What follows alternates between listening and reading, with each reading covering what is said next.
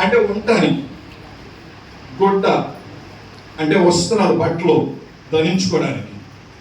ఈ మూడు మానవుని జీవితానికి చాలా ప్రాముఖ్యమైనట. మూడు మొక్కల్లో చెప్పాలంటే చెప్తారు.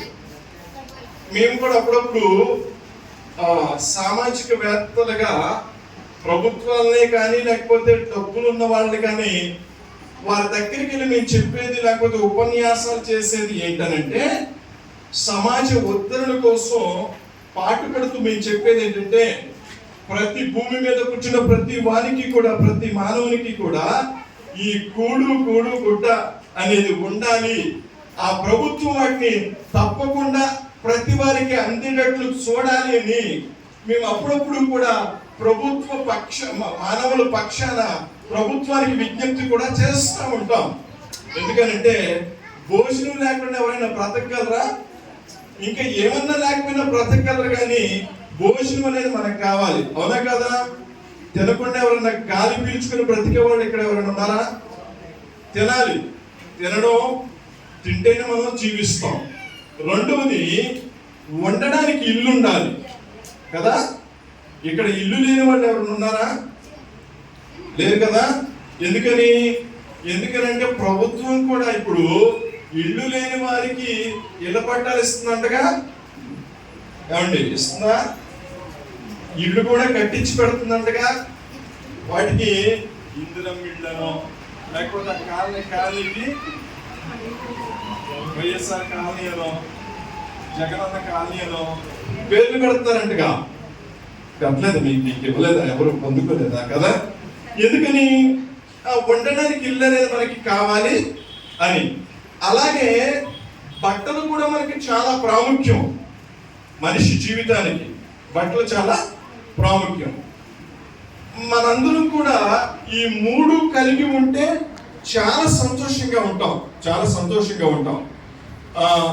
దేవుడు మనందరికీ కూడా వాటిని అనుగ్రహిస్తున్నాడు. దేవునికి మహిమ కలుగును గాక. హల్లెలూయా.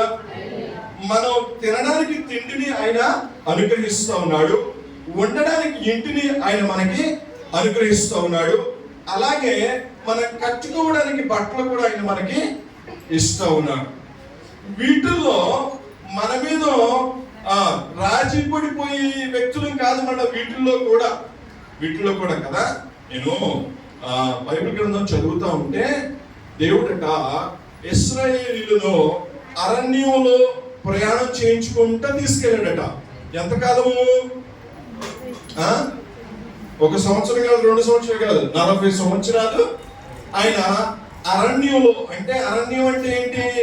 కనీసం తాగడానికి మంచినీళ్ళు కూడా లేనటువంటి అలాంటి ప్రాంతాల్లో ఆయన 40 సంవత్సరాలు తన ప్రజలైనటువంటి ఇశ్రాయేలీయులని తీసుకుని వెళ్ళాడట. తీసుకుని వెళ్ళిన తర్వాత ఆ చివరి మాటలో రాస్తూ ఏమంటాడు తెలుసా? ఆ ప్రయాణం చేసిన వారికి చెప్పులు అరిగిపోలేదంట. ఏమరిగిపోలేదు? చెప్పులు అరిగిపోలేదంట. వాళ్ళ వేసుకున్న బట్టలు చిరిగిపోలేదు, లేకపోతే పాతకెళ్ళలేదట. బట్టలు చిరిగిపోలేదు, చెప్పులు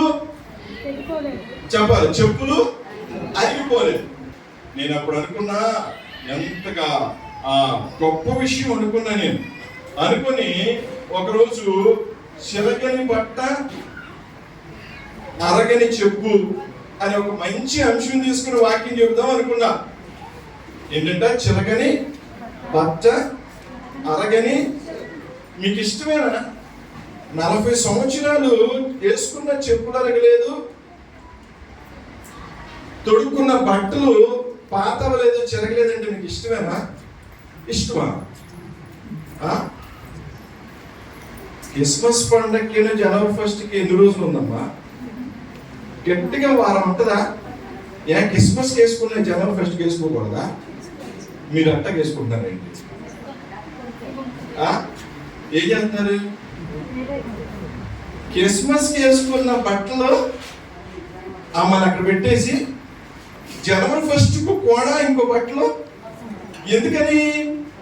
ఒక్కసారి వేసుకున్నది మళ్ళీ వేసుకోవడానికి అంతగా ఇష్టపడం. మనం కొత్తవి కావాలి మనకి ఎప్పటికప్పుడు. ఏమంటే కాదు? అవునా కదా? మాకు సంవత్సరానికి 4 జతలు గట్టిగా కంపల్సరీ కావాలి. చాలా నైట్ డ్రెస్లని కానీ అవన్నీ కొంటాం పిల్లలకి కానీ. ఎందుకు? మాకు 2 పాపలు అయితే 2కి 2 బర్త్డేలు జరపాలి. ఒకరి బర్త్డేకి ఒక పాపకు కొంటే ఊరుకుంటుంది, ఇంకో పాప బర్త్డే ఏమైనా కానీ 2కి కొనాలి. అలాగే 2వ బర్త్డే పాపకి 2కి కొనాలి. మళ్ళీ తర్వాత ఏం పండుగలు వస్తున్నాయి మనకి? క్రిస్మస్ వస్తుంది, జనవరి 1 వస్తుంది. అప్పుడు మళ్ళా 2 జతలు కొనాల్సిందే.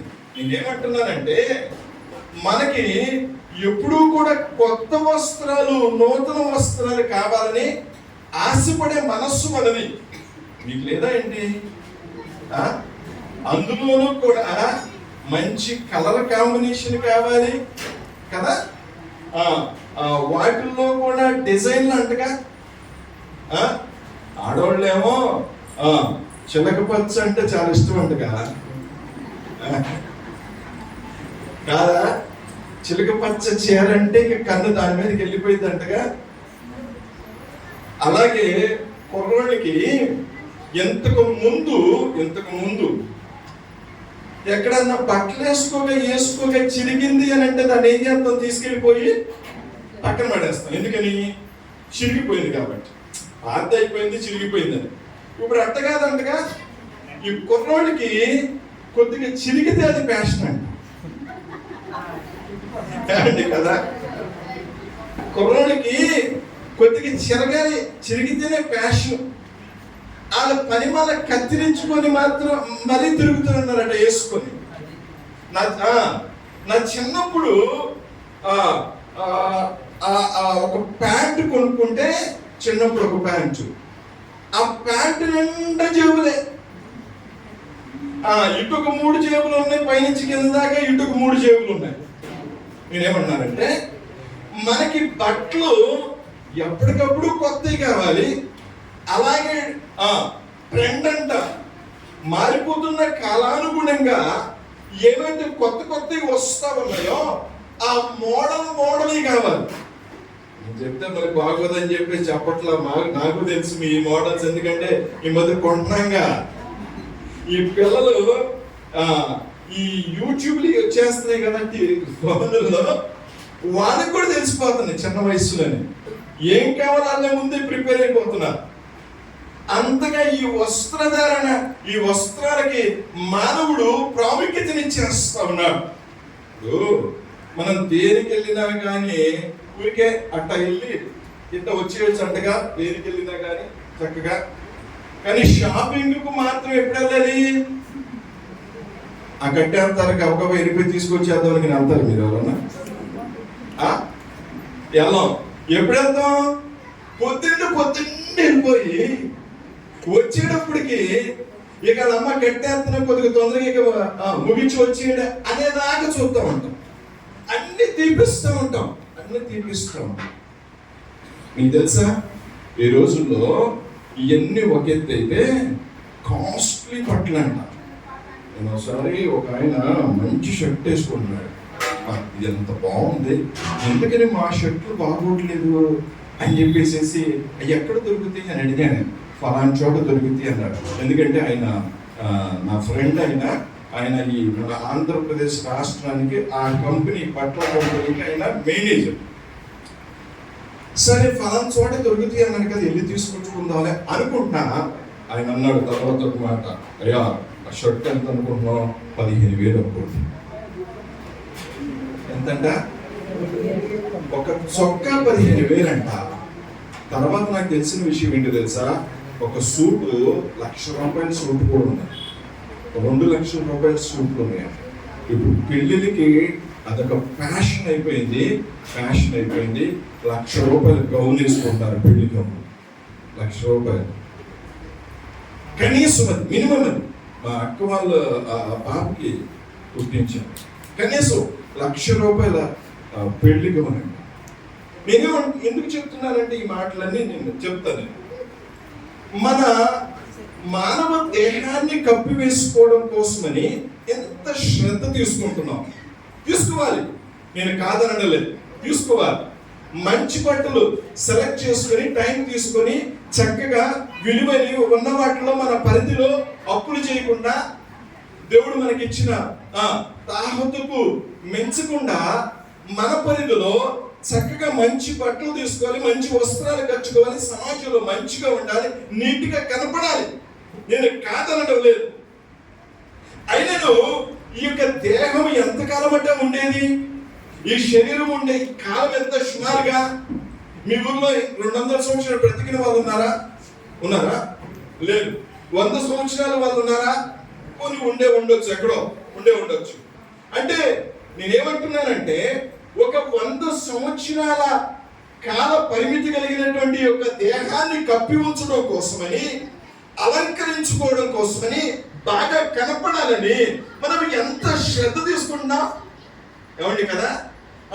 ఈ గౌన్ తీసుకొని అరే ఇది నీకు చాలా చక్కగా ఉంటుంది నాన్న, ఇది వేసుకుంటావా అని ఒకవేళ అంటే నాకేంటి బాగుందా లేదా అని మాత్రమే చూడగలం కదా అని తీసుకుని ఇలా ఇచ్చింది అనుకోండి. మా చిన్న పాప, మా పెద్ద పాపకి పెట్టండి డాడీ అక్కడ పెట్టండి తగిలించండి. ఏంటంటే ఆ ఫోన్లో చూసుకొని ఈ ప్రస్తుత కాలపు ట్రెండ్ ఏదో తనకు తెలుసంట, అది వెళ్ళిపోయి తీసుకుని వస్తుంది వేరే చోట. అదంతగా బాగోలేదు కానీ డిజైన్గా ఉంది, మనం అంత శ్రద్ధ తీసుకున్నాం. ఎన్నో కోట్ల రూపాయల బిజినెస్ జరుగుతూ ఉంది ఈ వస్త్రాల మీద. అది ముక్కలుగా కత్తిరించిన ఒక డిజైన్, చిన్న ముక్కలు తగిలించిన ఒక డిజైన్, ఇలా చెప్పుకుంటూ పోతే చాలా ఉన్నాయి. మానవ దేహం గురించి అంత శ్రద్ధ తీసుకుంటున్నాం మనం, దాన్ని అలంకరించుకోవడానికే కానీ కప్పి ఉంచుకోవడానికే కానీ. ప్రభు మాట్లాడుతూ ఏమంటున్నాడు తెలుసా? నయమాను అనే ఒక ఆయన ఉన్నాడట, ఆయన సైన్యానికి అధిపతి అట. రాజుగారి దగ్గర ఉంటాడు, చాలా గొప్ప పదవి ఉంది, కానీ ఆయన మంచి బట్టలు వేసుకుంటా ఉన్నాడు, శరీరం అంతా కప్పి ఉంచుకుంటా ఉన్నాడు. కానీ ఆయన ఒకానొక రోజు బయటపడిన విషయం ఏంటో తెలుసా? ఆయన దేహం అంతా కూడా కుష్టు వ్యాధితో ఉండిపోయిందట. పైకి మంచి బట్టలు వేసుకున్నాడు, ఎందుకంటే డబ్బులు ఉన్నాయి కాబట్టి. మంచి సేవకులు ఉన్నారు, ఎందుకంటే ఆయనకు పదవి ఉంది కాబట్టి. కానీ తన శరీరాన్ని కప్పి ఉంచుకుంటున్న ఒక వస్త్రాలు కానీ, చేసుకుంటున్న అలంకరణ కానీ ఆయన మనస్సుకు ప్రశాంతతను ఇవ్వలేకపోయింది. కారణం ఏంటి అని అంటే ఆ లోపల ఉన్నటువంటి దేహం, ఆ శరీరము అతనికి సహకరించట్లేదు, ఆరోగ్యం క్షీణించిపోతా ఉంది. అప్పుడు దేవుడి దగ్గరికి వచ్చాడట, దైవజనుడి దగ్గరికి వచ్చి ఆయన మాట చివరికి వింటే దైవజనుడు హల్లెలూయా అంటే ఆ తరువాత ఆయన ఎంతగా అలంకరించుకోకపోయినా పర్వాలేదు. మానవ దేహము బాగోపోయినప్పుడు ఎంత అలంకరించుకున్నా ప్రయోజనం లేదు. కానీ మానవ దేహము చిన్నపిల్లవాని దేహముగా మారిపోయిన తర్వాతట అలంకరణకు అవసరం లేకుండానే తన ముఖములో మంచి రూపము, మంచి కళ, స్కిన్ టోన్ కూడా చాలా చిన్న పిల్లవాని దేహము వలె వచ్చేసిందట. నేను అంటున్నాను, ప్రభు మాట్లాడుతూ ఏమంటున్నారంటే మనం కూడా ఈ పైన మనకు అవసరమే కానీ శరీరాన్ని కప్పించుకోవడం కోసం వస్త్రాలు ధరించుకోవాలి, అలాగే అలంకరించుకోవాలి, ఓకే. కానీ ప్రభు మాట్లాడుతూ ఏమంటున్నాడు తెలుసా? దానితో పాటుగా కేవలము 100 సంవత్సరాలు తాత్కాలికంగా ఉండే ఈ దేహం గురించి అంత శ్రద్ధ తీసుకుంటున్నారు కదా, యుగాయుగాలు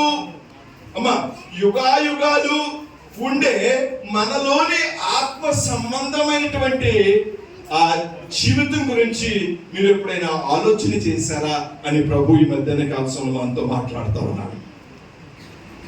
నేను ఆ మాట చెప్పడానికి ఇదంతా కూడా ఉపోద్ఘాతం చెప్పాల్సి వచ్చింది, మనల్ని ఆలోచింప చేయాలని ఇదంతా కూడా మీకు చెప్పాల్సి వచ్చింది.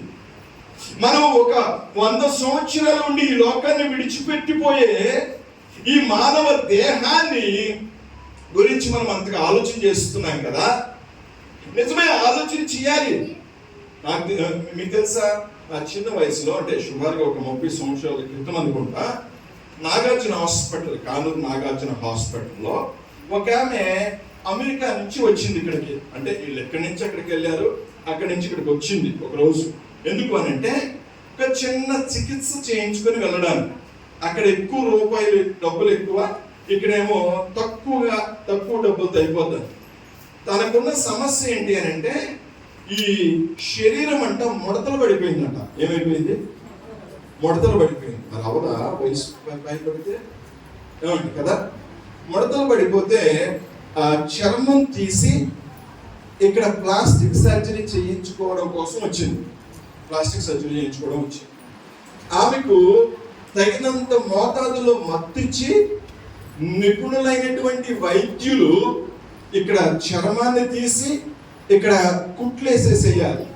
అలా ఆ ప్రక్రియ కోసం వచ్చింది చేయించుకుంటుంది, చచ్చిపోయింది. ఏం జరిగింది అని అంటే మానవునికి తగినంత మోతాదులోనే ఆ మత్తు ఇవ్వాలి. ఆ మత్తు ఇవ్వకపోతే సూది గుచ్చుకుంటే మనం తట్టుకోగలమా? అందుకని తగినంత మోతాదులో ఇవ్వాలి. ఆ ఇవ్వాల్సిన మోతాదు కంటే మించి ఇచ్చారట మత్తు. ఆమె ఆ వైద్యం చేస్తుండగానే, ఆపరేషన్ చేస్తుండగానే చచ్చిపోయింది. నేనేమంటున్నానంటే మనిషి ఎంత శ్రద్ధ తీసుకుంటున్నాడో తన యొక్క మానవ శరీరం గురించి, ఎంతగా ఆలోచన చేస్తున్నాడో, ఎంత సమయం వెచ్చిస్తూ ఉన్నాడో ఈ మానవ దేహం గురించి. ఆ ప్రభు మాట్లాడుతూ ఏమంటాడు తెలుసా? ఈ అలంకరణ ఓకే గాని పేతురు కూడా మాట్లాడుతూ ఏమంటాడంటే, ఒక పై వచనాల్లో ఒకవేళ వెళ్తే, టైం లేదు కానీ ఒకవేళ వెళ్తే ఆ అక్షయ అలంకారాన్ని మీద మీరు దృష్టి పెట్టండి. ఆత్మ సంబంధమైన సౌందర్యం విషయంలో మీరు దృష్టి పెట్టండి, అలంకరించుకోనండి అని చెప్తా ఉన్నాడు ఆయన. ఆత్మ సంబంధమైనటువంటి అలంకరణలో భాగంగా సమయం లేదు కాబట్టి ఒక చిన్న మాట మీతో చెప్పాలని ఆశపడుతూ ఉన్నాడు. ఆ మాట ఆయన చెప్తూ ఏమంటున్నాడంటే, ఆత్మ సంబంధమైన అలంకరణలో భాగంగా తద్వారా ఈ యొక్క శరీరము, ఈ యొక్క దేహము, ఈ యొక్క జీవితము ఆత్మీయ సౌందర్యమును ఇనుమడింపజేసి ఆ శరీర సంబంధమైనటువంటి సౌందర్యాన్ని కూడా లోకానికి కనపరిచే విధంగా చేసే దాంట్లో ఒక భాగం ఉందట. అదేంటంటే మనం ధరించుకోవాల్సిందట దీన మనస్సు అనే వస్త్రము. ఆమెన్. హల్లెలూయా, హల్లెలూయా. చెప్పండి ఒకసారి, దీన మనస్సు అనే వస్త్రం.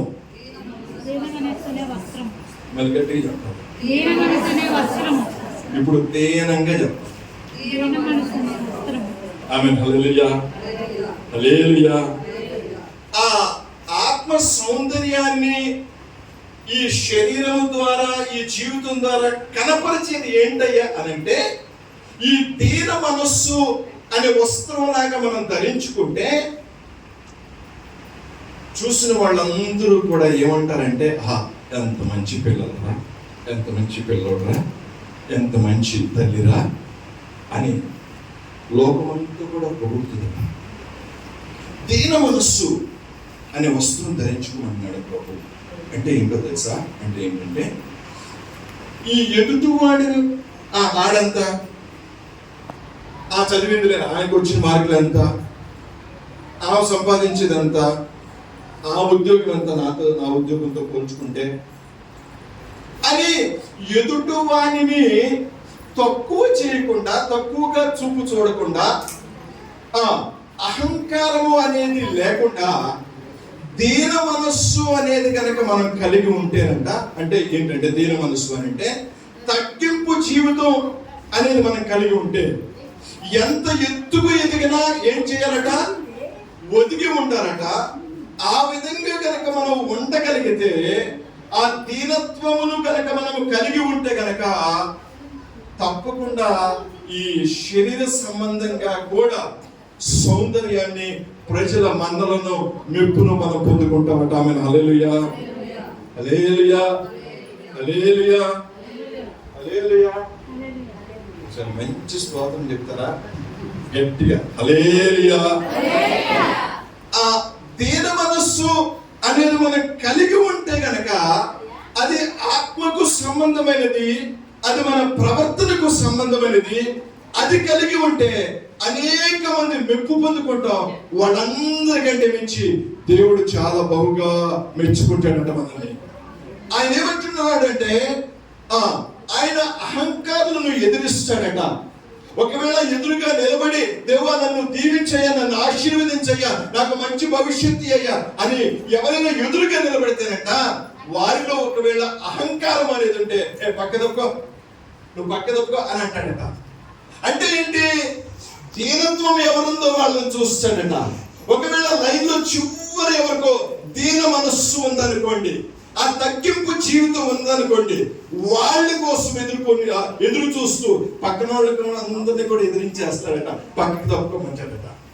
వాళ్ళని పిలిచి దీన మనస్సు కలిగిన వారిని పిలిచి దేవుడు బహుగా ఆశీర్వదిస్తాడట, ఉన్నతమైన స్థితిలో పెడతాడట. అటువంటి వారిని ఒకవేళ మీకు ఉదాహరణగా చూపించాలంటే, పెట్లు ఇరుగులు ఇక్కడ కూర్చొని ఉన్నారు. దేవుడు ఎంత మంచి ఉన్నత స్థితిని వారికి ఇచ్చారు కదండి. ఒక మంచిగా పాంప్లెట్ లో, దైవజనులు అన్నట్లుగా పాంప్లెట్ లో తన ఫోటోను ముద్రించి అందరికీ తద్వారా ఈ కాలేజ్ మంచిది అని, ఇక్కడ బాగా చదువు చెప్తారని, మంచి భవిష్యత్తు ఉంటుందని వారికి కనపరచడం అని అంటే, అలాగే మంచి యూనివర్సిటీలో సీటు సంపాదించడం అని అంటే అది ఉన్నతమైన స్థితి అనా కాదా? దేవుడు హెచ్చించడమా కాదా? ఆ స్థితికి వెళ్ళగలిగారు అని అంటే నేను గత చాలా సంవత్సరాలుగా నేను ఎరుగుతాను, ఎంతో దీనత్వంతో వాళ్ళు ప్రభు సన్నిధిలో పెరిగిన వాళ్ళు. హల్లెలూయా, హల్లెలూయా. ఎంతో దీన మనస్సు కలిగి వారు ప్రభు సన్నిధిలో పెరిగారు కాబట్టి దేవుడు చెప్పినట్లుగానే అహంకారులను ఎదిరించి ఆయన దీనులకు కృప అనుగ్రహించే దేవుడట. ఆయన అత్యధికంగా హెచ్చించే దేవుడట ఆయన. అలాంటి దీన మనస్సు మనం కూడా కలిగి ఉంటే అలాగే దేవుడు మనందరిని కూడా హెచ్చిస్తాడు, మనందరికీ కూడా ఆయన కృపను అనుగ్రహిస్తాడు. ఒక మాటలో చెప్పి నేను ముగించేస్తాను. ఆ దీన మనస్సు అంటే ఏంటంటే, ఇంకా ఎవరైనా నువ్వు చూపించి చెప్పయ్యా అంటే బాగా అర్థం కావాలి అని అంటే ఫిలిప్పీ పత్రికలో రాస్తాడు. ఆ మాట మనం చదువుకుని ముగించుకుందాం. ఫిలిప్పీ పత్రిక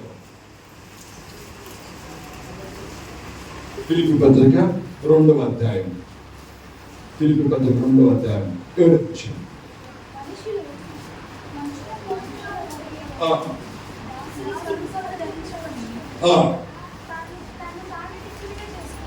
చాలు.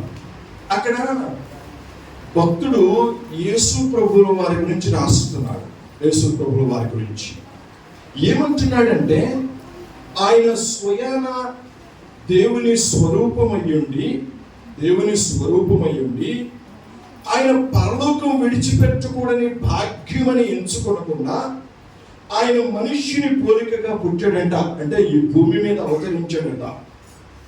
నేనెందుకు పరలోకాన్ని విడిచిపెట్టాలి అని అనలేదట. ఆయన దీనత్వమును కనపరుస్తూ దీనుడై ఆయన పరలోకాన్ని విడిచిపెట్టి భూమి మీదకి వచ్చి మనుష్యుని పోలికగా పుట్టడం ఒక ఎత్తైతే, దాసుని స్వరూపాన్ని ధరించుకోవడం ఇంకొక ఎత్తట. అంటే తగ్గడంలో కూడా ఎంతగా ఆయన తగ్గించుకున్నాడు అని అంటే, దాసుడు అంటే తెలుసా, పనివాడు, బానిస. అంత దాసుని స్వరూపం అంతగా ఆయన దిగిపోయి తన్ను తానే రిక్తునిగా చేసుకున్నాడట. అంత దీనత్వమును కలిగి ఆ దీన మనస్సుతో ఆయన ఈ భూమి మీదకి వచ్చి తగ్గించుకుని ఈ భూమి మీదకి వచ్చేట ఆయన తన జీవితాన్ని మాదిరిగా మనందరికీ కనపరచాడట.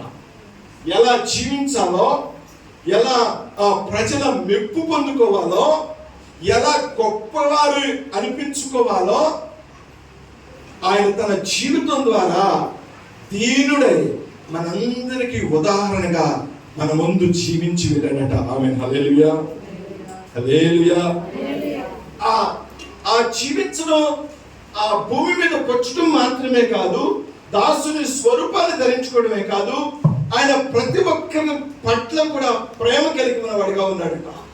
ఎవరిని కూడా తోలనాడిన వాడు కాదు, తక్కువగా ఎంచిన వాడు కాదు, వారంతా అని తృణీకరించి తోసివేసిన వాడు కాదట.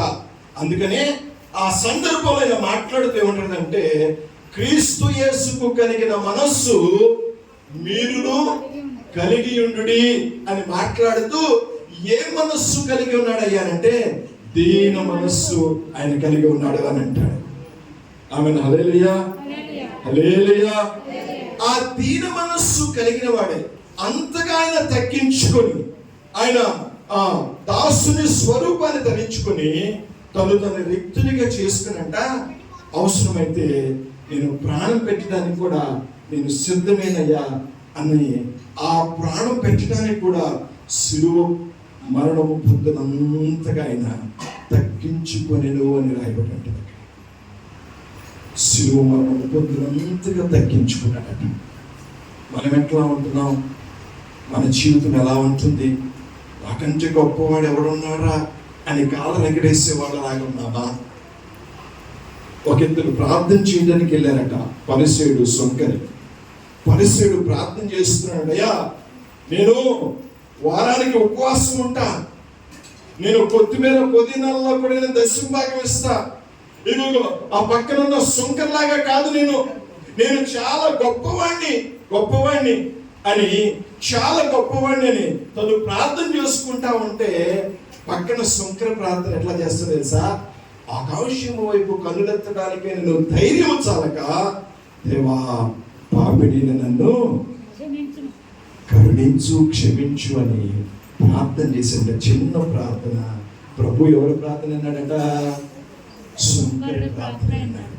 చేసింది చిన్న ప్రార్థనే, కానీ ఆ ప్రార్థన వెనకాలైన మనస్సు ఎలాంటిదో తెలుసా? దీన మనస్సు, తగ్గింపు జీవితం అట. ఎంతగా తగ్గించుకుంటారో లేఖనంలో ఏం రాయబడిందో తెలుసా? తను తాను తగ్గించుకున్నవాడు హెచ్చించబడును, తను తాను హెచ్చించుకున్నవాడు తగ్గించబడును.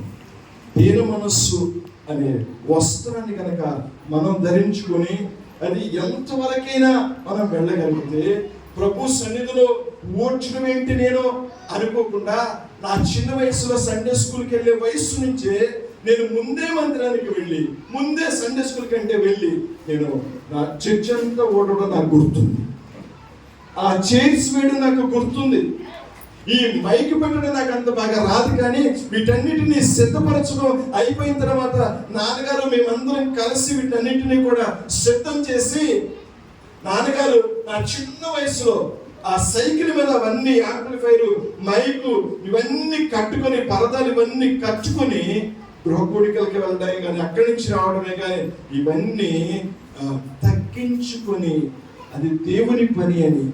నేను చేసేది ఏంటి?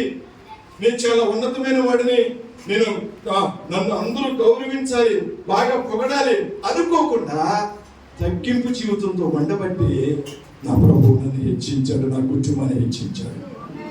ఆయన ఇప్పటి వరకు కూడా కృప చూపిస్తూనే ఉన్నాడు. ఆయన మేలులతో తృప్తిపరుస్తూనే ఉన్నాడు. ఒక 3 రోజుల క్రితం అనుకుంటా మా చెల్లి వాళ్ళ ఇంటికి వెళ్తే మా ఇద్దరు పాపలు, చిన్నవాళ్ళు పిల్లలు, వాళ్ళ బండి మీద వస్తామంటే బస్సు కుట్టింది. చిన్న పాప పడిపోతే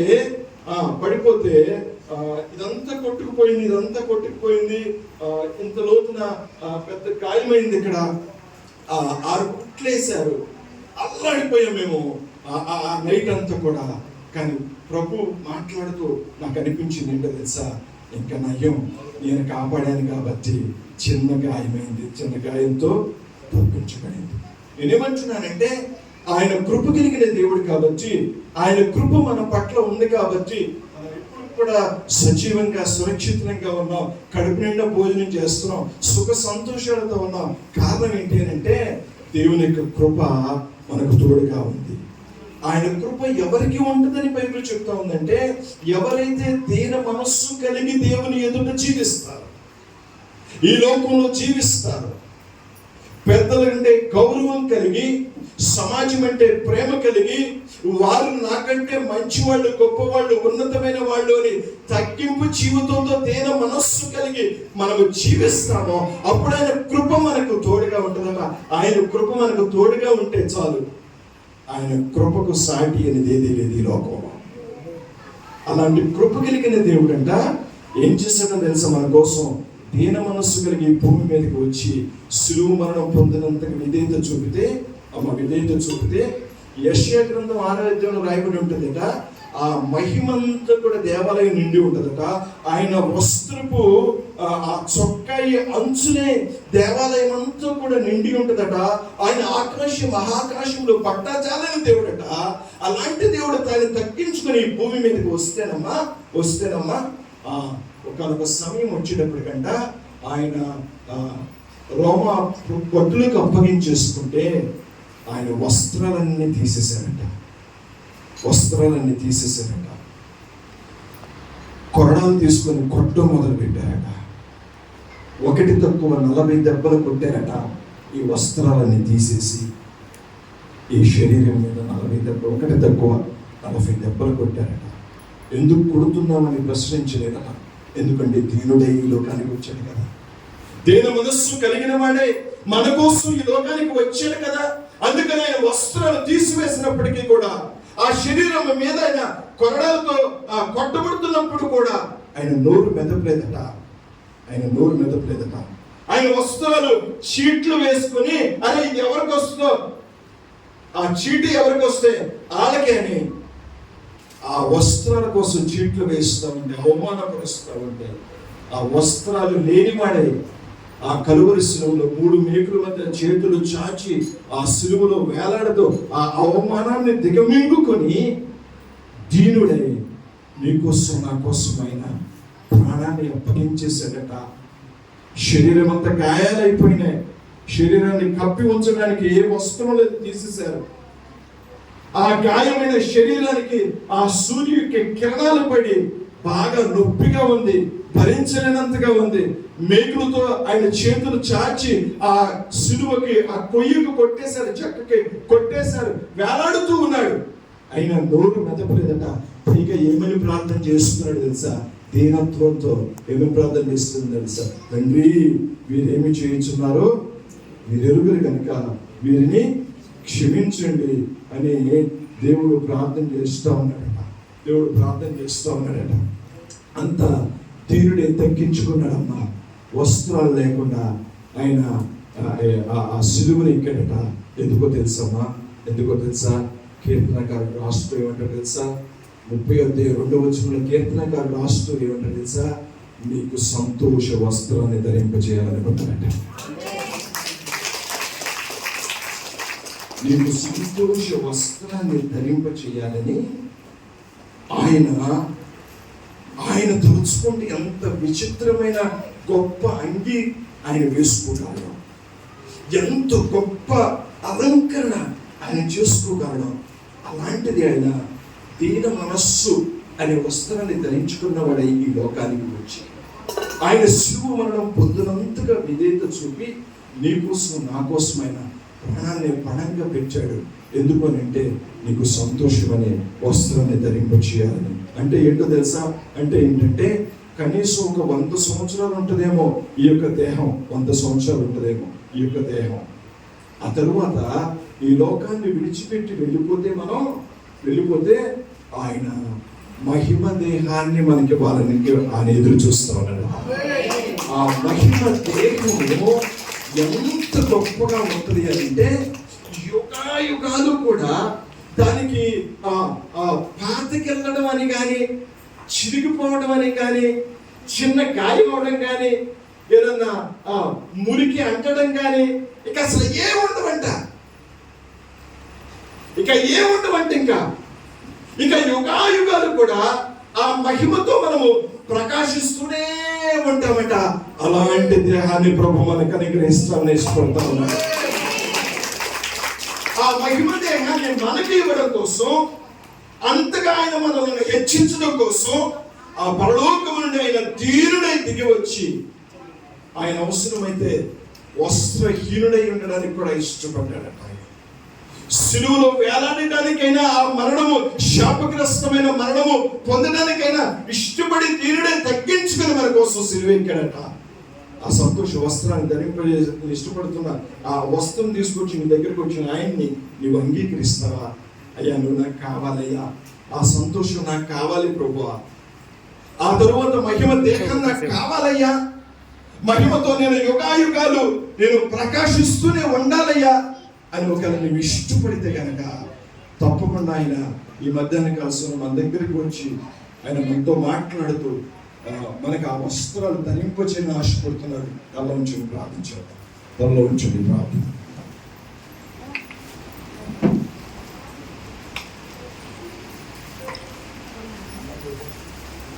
ఒక్క 2 నిమిషాలు మన విన్న వాక్యాన్ని బట్టి చిన్న ప్రార్థన చేసుకుని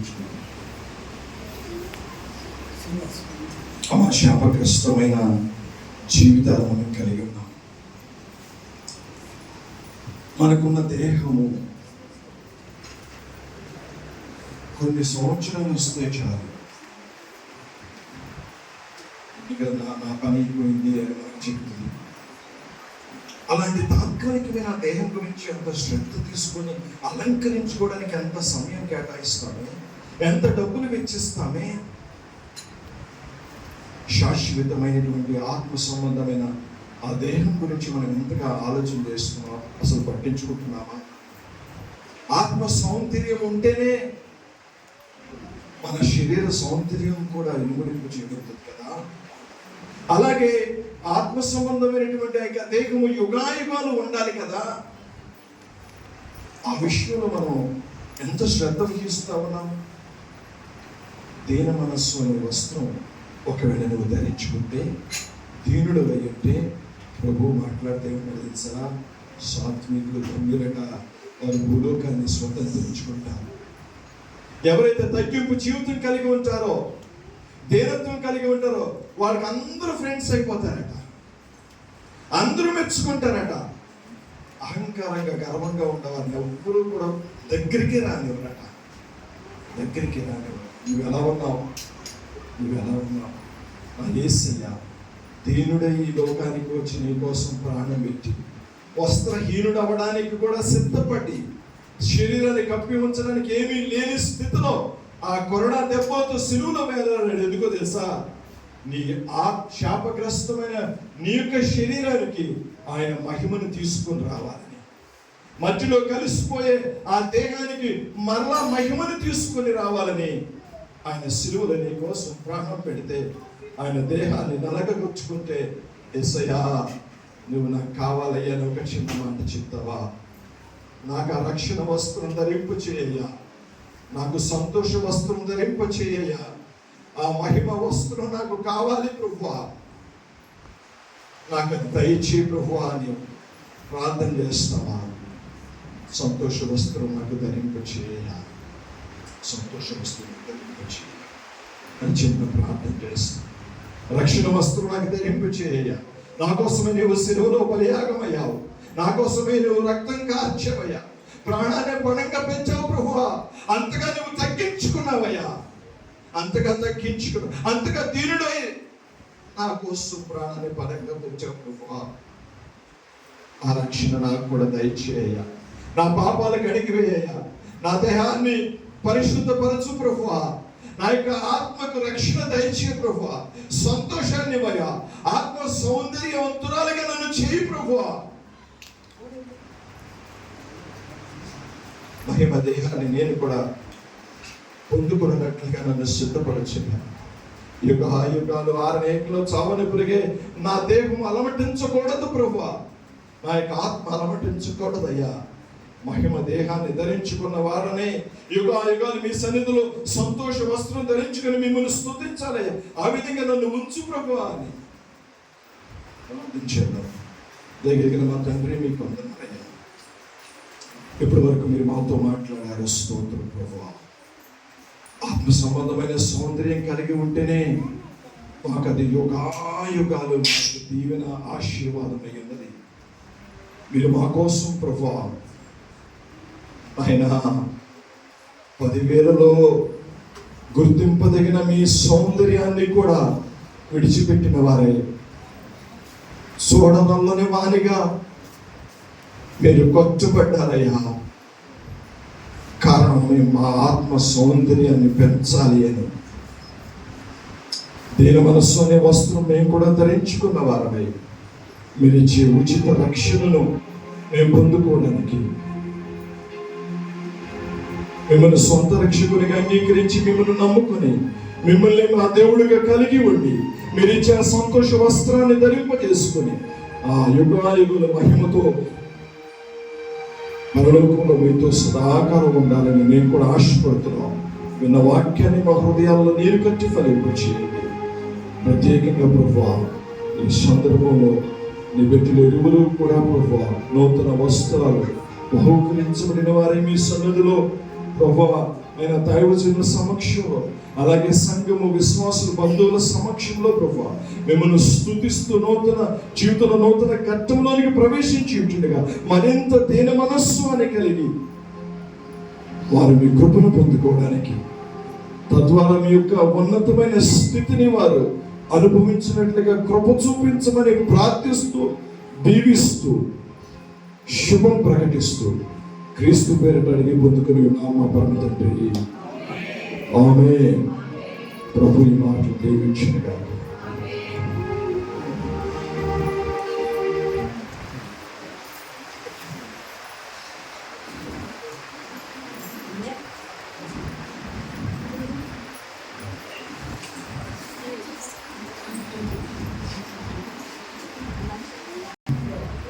యేసుక్రీస్తు వారి యొక్క జీవితం మనం ఆ రోజు ప్రభు అనుకుంటూ చూడలేదు, కానీ ఈరోజు అన్నీ చెప్తూ ఉంటే ఆయన జీవితం అంతా మన దేవాలయంలో జరిగినట్టు అనిపిస్తుంది నాకైతే. దేవునికి మహిమ కలుగును గాక. ప్రజలకి ఎలాంటి మేలు చేసేదో ఎన్ని గొప్ప సంగతులు చెప్పాడు. చివరికి మన రక్షణ కోసం ఆయన ఎంతగా దీనుడయ్యాడు. పదాలు వింటా ఉంటే చాలా సంతోషం వేస్తుంది. ఆయన అలా దేవుడు అవ్వకపోతే మనకి ఈ ఘనత ఈ భాగ్యం ఉండేది కాదు. అన్నయ్య గారికి ప్రత్యేకంగా వందనములు తెలియజేస్తున్నాను. అలాగే మెసేజ్ మధ్యలో ఆపడం అనేది ఇష్టం లేక నేను ఇందాక ఒప్పుకొని దిగాం. వాస్తవానికి ఈ బట్టలు అన్నయ్య తీసుకొచ్చాడు. సిస్టర్ గారు ఈరోజు రాలేకపోయింది, చాలా బాధపడుతున్నారు. సిస్టర్ గారు రాలేకపోయినందుకు మరి వారి చేతుల మీదుగా ఈ బట్టలు తీసుకురావడం జరిగింది. చాలా సంతోషం. మరి అన్నయ్య అది ఫోటో దిగిన తర్వాత ఇందాక అదే మేము ప్రయత్నం చేసాము, అది వీలు పడలేదు, మార్పిద్దాం అనుకున్నాం. కానీ అన్నయ్య ఫోటో కోసమని, ఎందుకంటే వాక్యానికి మనం ఆటంకం కలిగించకూడదు కనుక వెంటనే ఆ నిర్ణయాన్ని మార్చుకొని మళ్ళీ కూర్చోబెట్టాం. మరి ఫోటో దిగిన తర్వాత 2 నిమిషాలు నేను మీతో 2 నిమిషాలు మాట్లాడతాను. సార్, ఈ కార్యక్రమం దేవుని కృప విధంగా జరగడానికి దేవుడు ఎంతో సహాయం చేస్తున్నాడు. కాబట్టి దేవుని నామానికి నేను అంతగానో కృతజ్ఞత స్తోత్రములు చెల్లిస్తూ ఉన్నాను. విన్నరా, మరి దయచేసి మీ యొక్క ఓపిక చాలా ఓపిక కలిగి ఉన్నారు. నాకు చాలా సంతోషంగా ఉంది. మనము ఈ లోకంలో జీవిస్తున్నటువంటి ఈ కాలంలో దేవుడిచ్చిన ఈ సంవత్సరాలలో ఎంతోమంది మనకి పరిచయస్తులు అవుతూ ఉంటారు. కానీ కొంతమంది పరిచయం చాలా రుచికరంగాను, స్నేహంగా, బలంగా ఉంటుంది, సంతోషకరంగా ఉంటుంది ఆ స్నేహం. కాబట్టి నేను ఎప్పుడు చాలా చిన్న వయసుగా ఉన్నప్పుడు, చిన్న వయసు అంటే 19 ఏళ్ళు, 18 ఏళ్ళు, 19, ఆ వయసు అప్పుడు మరి అన్నయ్య పరిచయం కావడం అనేది చిన్న వయసు, యవన కాలపు వయసు, ఇంకా దాటలేదు కూడా. అలాంటి పరిస్థితుల మధ్య నేను నా సేవ కొనసాగిస్తున్నప్పుడు అప్పటికి బాల్యం వచ్చి చాలా కష్టపడతా ఉన్నాను చిన్న వయసులో కూడా. అలాంటి టైంలో మరి కెనడీ గారి ద్వారా వారిని నేను మర్చిపోలేను. వారి ద్వారా బలమైన సంతోషకరమైనటువంటి కుటుంబాన్ని దేవుడు కెనడీ గారి ద్వారా నాకు పరిచయం చేశారు. వారే ఇప్పటి వరకు వాక్యం చెప్పినటువంటి జాకబ్ అన్నయ్య గారు, అలాగే మీరంతా కూడా ఆ రోజు ప్రారంభం నుంచి నాతో కూడా మేమంతా కలిసి ఉన్నాము. చాలా సంతోషం. మరి ఇలాంటి మంచి కుటుంబాన్ని దేవుడు ఈ పరిచర్యలో నన్ను బలపరచడానికి, ధైర్యపరచడానికి మరి నాకు ఉంచినందుకు నేను ఎంతో సంతోషపడుతున్నాను. అలాగే మా తల్లిదండ్రులు నాకు జన్మనిచ్చి నన్ను ఎన్నో విధాలుగా వారు కాపాడుకున్నారు. వాస్తవంగా చాలా సందర్భాల్లో వారు కాపాడుకున్నారు. అలాంటివి చెప్పే టైం కాదు. వాడు కాపాడుకోబట్టే నేను కన్న తండ్రి సేవలోనికి రాగలిగాను. జన్మనిచ్చిన కన్న తండ్రులు కాపాడు, తల్లిదండ్రులు కాపాడు, దేవుని యొక్క సేవ చేయడానికి వారు కాపాడబట్టే ఈ ధన్యత, ఈ అర్హత నేను పొందుకొని ఉన్నానని నమ్ముతున్నాను. అలాగే వారు ఎంతో భద్రం చేసి, పెద్దవాడిని చేసి, యవ్వన కాలంలో వయసు వరకు భద్రం చేసి, ఆ తర్వాత మరి వివాహం అనేటువంటి ఒక వ్యవస్థలో దేవుడు చెప్పాడు కదా ఒంటరిగా ఉండటం మంచిది కాదు. అప్పుడు సీమోన్ గారు, రాణిమ్మ గారు, మావయ్య గారు, అత్తమ్మ గారు ముందుకు వచ్చి చక్కగా మరేను ఇచ్చి వివాహం చేయటం జరిగింది.